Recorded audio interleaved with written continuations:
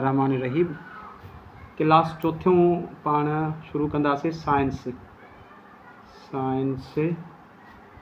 Class चौथों class में पहिरियों बाब आहे असांजो हिन जो जेके MCQs ठहंदा उहो आहे पहिरियों आहे मगज़ खे अंग्रेज़ी में छा चवंदो ब्रेन। मगज़ या ब्रेन साइज़ केतिरी आहे, साइज़ जी आहे वेट जेकी हिन जी आहे वज़न उहो 1.3 kg। जेकॾहिं हीअं यादि रखो त 1300 ग्राम या 1400 तक़रीबन ग्रामनि ताईं हिन जो वज़न आहे। मगज़ जी शिकिल इहा त थी वालनट माना अखरोट वांगुरु, जीअं अखरोट गुंजड़ीदार आहे न उन वांगुरु अथसि।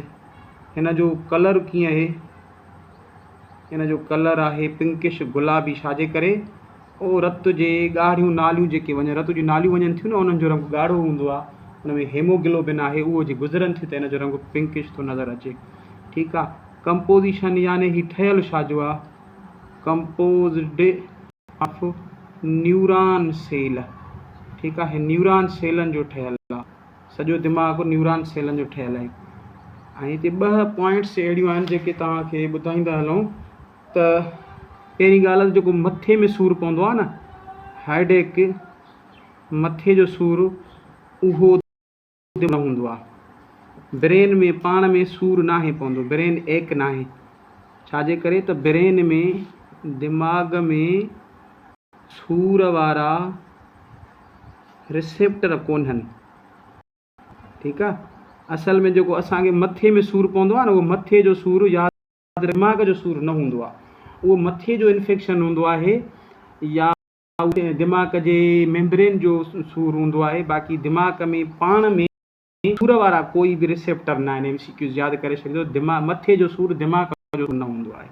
ठीकु आहे। ऐं ॿी ॻाल्हि इहा त जेको दिमाग़ जा सेल इहे जेकॾहिं मरी विया त ॿियो दफ़ो पैदा न थींदा आहिनि। न्यूरॉन्स जेके सेल आहिनि न न्यूरॉन, इहे ॿियों दफ़ो पैदा नथा थियनि। ठीकु आहे। तंहिंजे करे जेकॾहिं दिमाग़ जो सेल ख़तमु थो थी वञे ॿियो दफ़ो वरी पैदा नथो थिए। छाजे करे इहो त हाणे 3 क्लास चौथे जे हिसाब सां हिन में कोन्हे, पर मां तव्हांखे ॾसे थो छॾियां त दिमाग़ जे सेलनि में सेंट्रियोल जेको हूंदो आहे न, इहो नवां सेल पैदा करदगार थींदो आहे। इहो दिमाग़ जे सेलनि में कोन्हे। ही हुया दिमाग़ जा रुॻो MCQs। ठीकु आहे।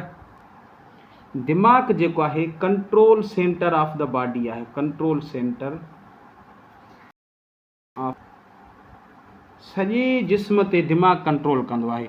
छाकाणि त जेको असांजो माना सॼो जिस्म आहे उहो दिमाग़ जे न्यूरॉन्स सां कनेक्टेड आहे ऐं उहो सॼो जेको पैगाम आहे उहो दिमाग़ ई मोकिलींदो आहे।